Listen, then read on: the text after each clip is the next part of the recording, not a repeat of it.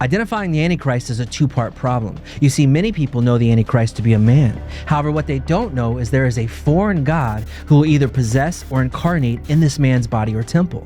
You see, the Bible teaches that the spirit of the Antichrist is a very recognizable god of old who will be released, reappear, and return. It also teaches that this god was a foreign god of one of the pantheons of the 5 major kingdoms that once ruled the earth before the Roman Empire. In the past few weeks, we've made a biblical qualifications checklist against which we will test both the spirit of the Antichrist as well as the man whom this god of old will incarnate as or possess.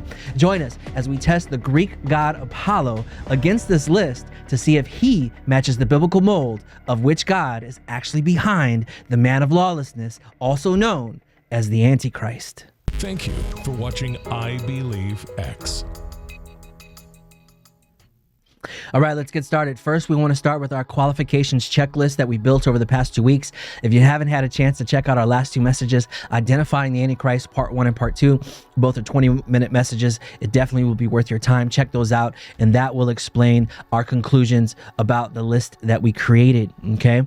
Now, the spirit of the Antichrist is released and resurrected from the abyss according to Revelation 17:17. We concluded that he's non-human because, biblically speaking, Hades is the abode of humans, and the abyss and Tartarus are biblically the abode of non-humans, fallen angels, foreign gods, and principalities.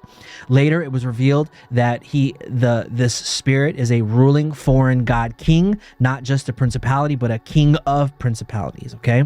We also concluded that he was once on the earth visibly or possibly. He's not a god that ruled over the Roman Empire, but could have Roman pantheon equivalency, as most of them did, because Roman gods, many of them were copies of the Greek gods, okay? We realize that he's a returning god over the kingdom of potentially Egypt, Sumer, which is Assyrian kingdom, Babylonian kingdom, the Persian kingdom, or the Grecian kingdom, and that there's a possibility that he has an ancient association specifically with one of the gods of Babylon. Okay, let's go on. We also realize that people will wonder because of his reappearance. They will not be confused, but they will marvel at his reappearance, which means that he is a recognizable God, and that many people know of him and will be more surprised than confused or fearful about his return. We also realize that if he is the rider on the first horse, which many people believe that the Antichrist is the rider on the first horse, that he could be associated with a bow and potentially a white horse. And then last but not least, we realize that the spirit behind the Antichrist is the son of the biblically revealed Satan, potentially being associated with his throne in Pergamon and an ancient God's son. Okay, so we are going to test the Greek god Apollo, which is really his Romanized version of his name. His name was Apollon. Believe it or not, the Greek god Apollo, against this qualifications list to see if he actually qualifies for the Antichrist, or the spirit behind the man, the Antichrist, or the 8th king and the beast out of the sea. Are you guys ready? Let's get started. Now, first we want to start with the biblically revealed Satan. Down here at the bottom, we're going to start with the last on the list and work our way backwards. Okay, we said that the Antichrist must be the son of the biblically revealed Satan, being associated with his throne in Pergamon and an ancient God's son. Okay, now Revelation 2 says, to the angel of the church in Pergamon, that's ancient Turkey, Pergamon, I know where you live, where Satan has his throne. So we know that the throne of Satan was in Pergamon. So this is one of the keys to identifying the being or the spirit of Satan. Okay, so what throne was in ancient Pergamon? Well, I submit to you today that the temple of Zeus was actually in the Acropolis of Pergamon, okay? And his throne was there and the temple was there in Pergamon, okay? So is Zeus the biblical Satan? Well, we're going to find out. Now, mind you, okay, if you haven't had a chance to check out our message called The Throne of Satan, we revealed that the throne of Satan, or Zeus's altar and Zeus's throne, that there is a prophetic pattern that we've seen starting with 1904 with the Nazi Germans, okay? Now, the Nazi Germans excavated the altar, literally moved the entire altar all the concrete, moved it all to Berlin, Germany, the epicenter of World War I and World War II. And when it was first excavated and moved in 1904, 10 years later, World War I broke out. And then again, it was rededicated. At the top here, you can see the rededication. That was in 1929. They rededicated it exactly 10 years before the beginning of World War II. And ironically, they destroyed the entire temple.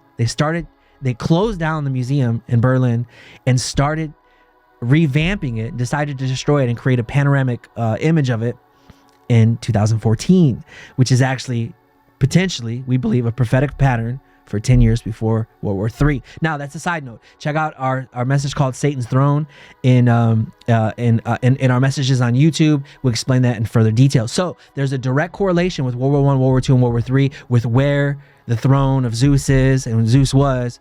And we believe that there's a potential that the god Zeus is actually revealed as Satan himself. But let's go on. So now, if this is too much for you and you think that the Greek gods are not true and it's all mythologies and there's no connection, well, mind you, I want you to pay attention. The Bible actually reveals some of the Greek gods. Like, for example, in Revelation 6:8, it says, now I'm not agreeing with all their stories, obviously, but the beings themselves, the Bible doesn't deny the beings themselves. For example, here's an example. Revelation 6:8, the rider on the pale horse. Okay, they capitalized in the Greek Thanatos. All the other times death and Hades are mentioned, they're always personified and never capitalized. But when they speak about the rider on the pale horse, they identify him as Thanatos and they capitalize the T as if it's actually the being of death.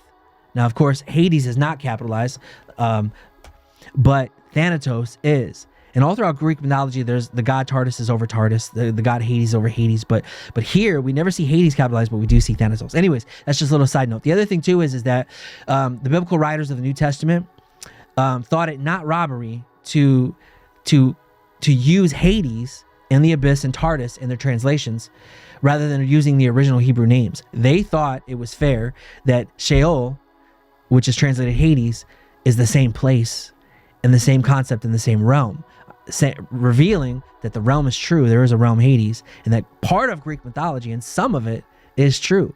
Otherwise, they would have used Sheol and just carried over the Hebrew name for Sheol. Okay, so that's enough of the side notes. Now, how is Zeus a dragon? And most people believe that the dragon is actually metaphorical. Okay, and that even the ancient serpent in the old is metaphorical. But could it be possible that Zeus, his original body, is actually a dracon? Okay, and this is my theory, and let me show you why. I submit to you that it could be a good chance that he's not just metaphorical serpent, but he's actually a literal dragon. And what we see depicted of him in statues is actually, that's his shape-shifting form. But his original form is a dragon. And I'll show you why that I believe this, or there's a potential for this.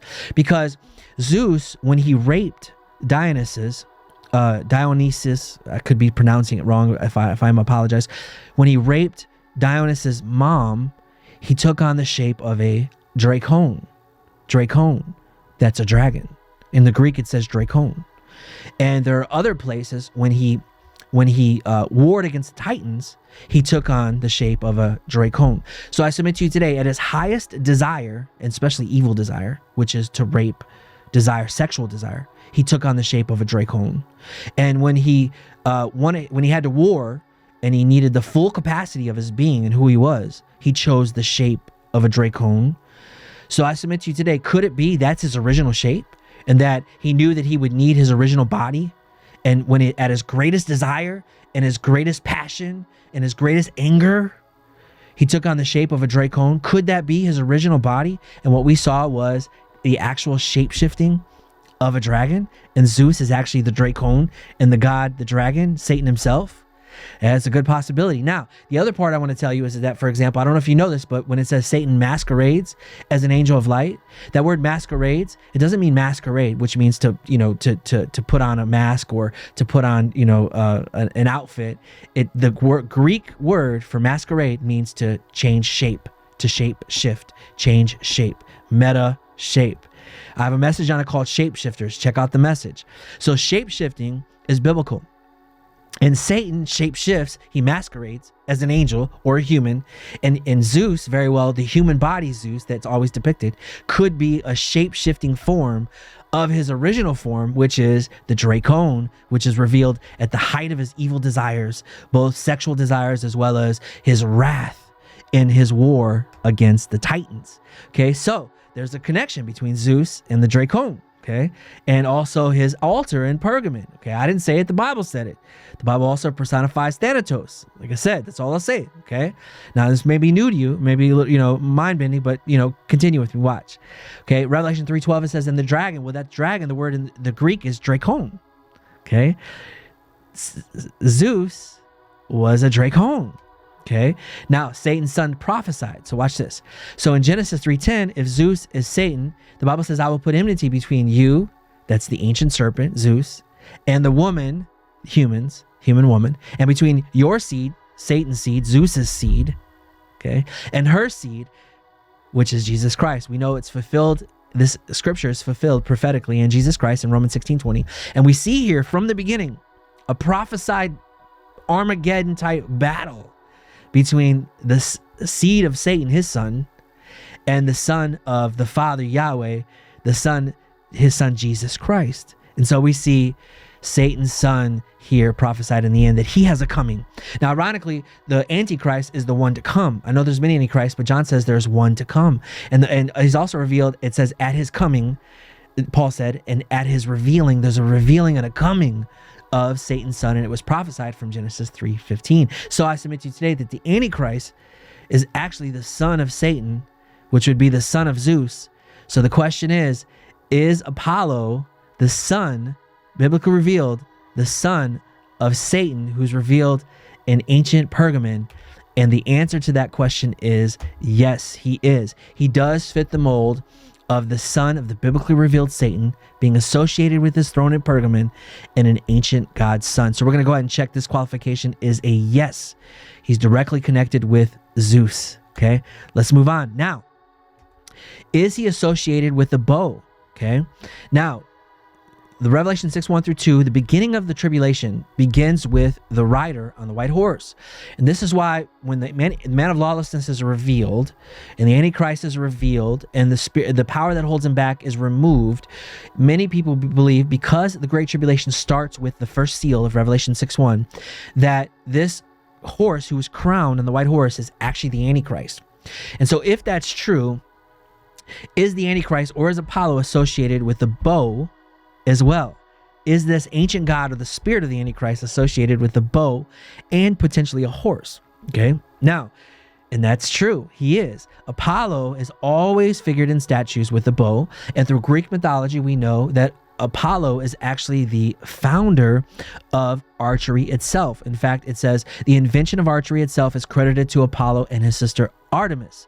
Apollo is usually described as carrying a silver or golden bow and a quiver with silver or golden arrows. Now, ironically, a little side prophetic note, we saw the Apollo missions with NASA, and now we see Artemis, which they believe they're supposedly going back to the moon, which could be conquest of other planets, anyways, we see them going back to the moon, and they're calling that mission Artemis. Okay, not saying anything about that, just a little side note. But because of the Apollo missions, many people have heard the name Apollo, and I know Zeus is more popular than Apollo, but he's very recognizable. Now, he has a name, a surname, he was called Apollo Atomomaris.